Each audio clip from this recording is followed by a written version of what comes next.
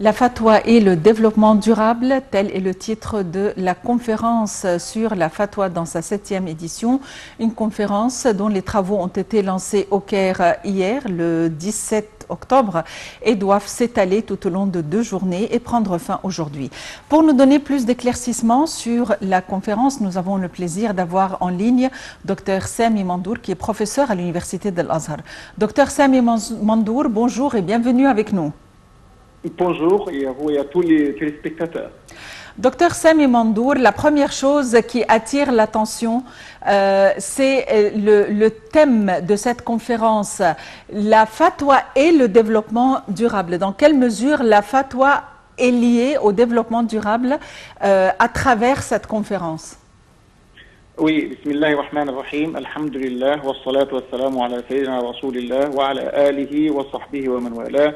رب اشرح لي صدري ويسر لي امري واحلل عقدة من لساني يفقهوا قولي.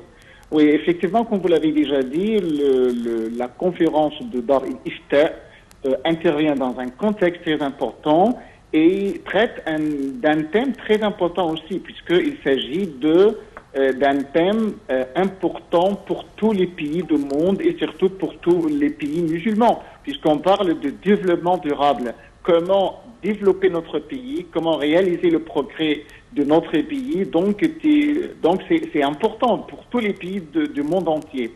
Et là, donc, quelle est l'attitude de l'islam en général et s'il y a des nouveautés, s'il y a de quelque chose de neuf, s'il y a des incidents nouveaux, s'il y a quelque chose qui est neuf et à propos desquels il y avait déjà des fatwas qui disent voilà, c'est licite, c'est pas licite, c'est tout ça. Donc là, pour intervenir, pour trancher, pour dire, pour étudier, examiner le problème, examiner les choses et pour dire enfin ce que nous voulons faire à ce propos pour réaliser notre durable est conforme ou non aux principes, aux finalités, puisque normalement, quand on parle de la vie du développement durable, il s'agit surtout dans le domaine de la fatwa de ce qu'on appelle les finalités de la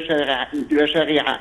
Dans le cadre des finalités de la charia, donc le mufti doit travailler pour essayer de résoudre le problème et d'aboutir à un avis religieux plus ou moins adéquat à la question déjà proposée dans ce domaine. Donc la conférence vient dans son contexte pour essayer de mettre certains critères, certaines normes.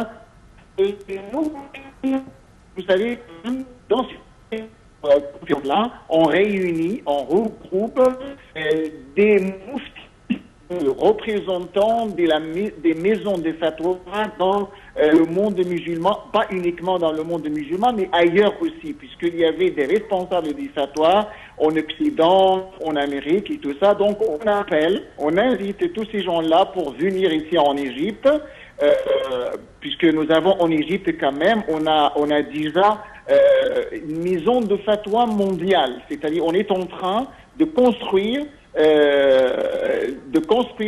un secrétariat général pour les maisons du fatwa dans le monde tout entier. Et la conférence vient dans ce contexte-là. Donc si on regroupe tous ces gens-là, on a déjà des communications, des interventions à fournir dans ces conférences-là.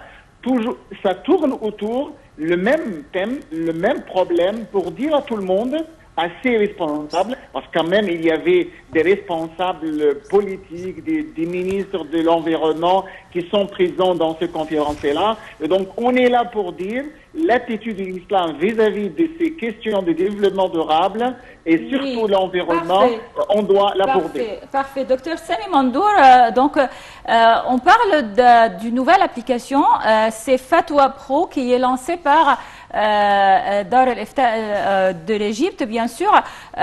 Cette application donc permet aux musulmans dans tous les pays du monde de présenter des fatwas avec différentes langues. Est-ce que vous pouvez nous donner une idée sur cette application? Oui, c'est une initiative très importante et quand même une initiative très développée, puisque là, on doit quand même, dans le contexte de la modernisation, le contexte de développement technique et technologique, la maison des fatwas doit s'adapter d'une façon ou autre à ce progrès technologique. Et donc, et quand même pour faciliter la fatwa et pour être à la portée de tous les musulmans dans tout le monde à tout moment. Et donc, si celui qui demande la fatwa, donc ne doit jamais attendre des jours et peut-être des semaines pour envoyer une lettre ou bien pour envoyer un mail et on attend quand même qu'on donne la fatwa, mais ça doit être directement donné puisqu'il s'agit d'un appel téléphonique, il s'agit d'une application, par exemple, comme vous l'avez déjà dit. Donc, on doit envoyer tout directement la demande de la fatwa. Il y avait des gens responsables aussi et spécialistes dans la matière qui doivent répondre et qui doivent donner la fatwa équivalente qui doit répondre à la question. Donc ça facilite.